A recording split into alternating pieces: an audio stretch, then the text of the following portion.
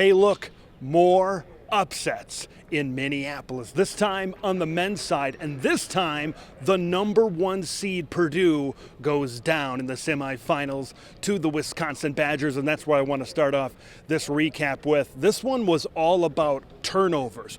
Purdue committed 16, Wisconsin only committed 5.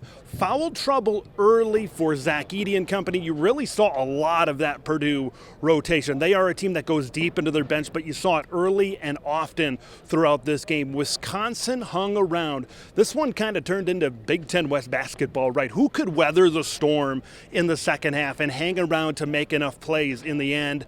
That was the Wisconsin Badgers. How about A.J. Storr? When he is on and scoring, this is a Wisconsin team. We saw exactly what they can be early in the season. This was a top 10 ranked team when A.J. Storr was really off and running. And you saw also Chucky Hepburn really step up and have an awesome game as well. This is a Wisconsin team. When they are on, they can beat a lot of teams in college basketball. But also, when talking about the Boilermakers, make no mistake, this is still a team that's going to be in the running. This is still a team that can win a Final Four, get to the Final Four, and win a national title. Terrific win for our team against a terrific Purdue team. I just can't say enough about these two guys to my right and also the other guys in the locker room. Just the determination, the depth that we had to play with because of fouls, how guys stepped up and helped each other out, the execution out of timeouts, and at the end, the defensive play Chucky made there at the end to get a charge. I can go down the list.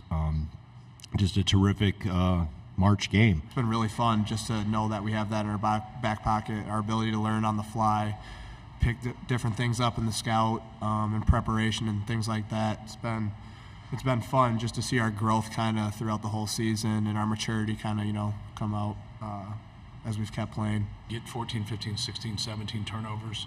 I know it's our only 4 loss, but all 4 losses, that number is right in there. And just got to do a better job across the board of taking care of the basketball. We have a good team, and we'll respond from it. We're really looking forward to playing the NCAA tournament. I think last year kind of lost would rattle us. They would check our confidence. I think this year we all know who we are. We know what type of team we are, and we know what we can do. I think when you take a loss, like this year doesn't shake us at all. We stay true in what we believe, what we believe in ourselves, and that's kind of like that veteran presence of being kind of through a full season as a team together. The Wisconsin Badgers advance to their 8th Big Ten Tournament championship game. Let's move on to the second semifinal. That was the Illinois Fighting Illini taking on the Nebraska Cornhuskers, and what a tale of two halves. Brad Underwood said as much in his post-game press conference. Nebraska came out running and gunning. They were shooting the ball extremely well when this thing really started off, and you could tell, right? They finished a late game last night, and they started off running and gunning. But once this game really dragged on, once it got into the second half, the fatigue really started to set in for Big Red. And then you saw the length, the athleticism, and when Illinois is able to combine those things with some great shooting and with a record-setting performance from Terrance Shannon, this is an Illinois team that is awfully, awfully tough to beat. You sit here and you talk about a lot of things, and obviously Terrance breaks the tournament record. But the most important thing I hope our guys learn is, it's a lose and go home, and we can't have first halves like we had. Today the second half was fun to watch this group play because we can be pretty good when we do that.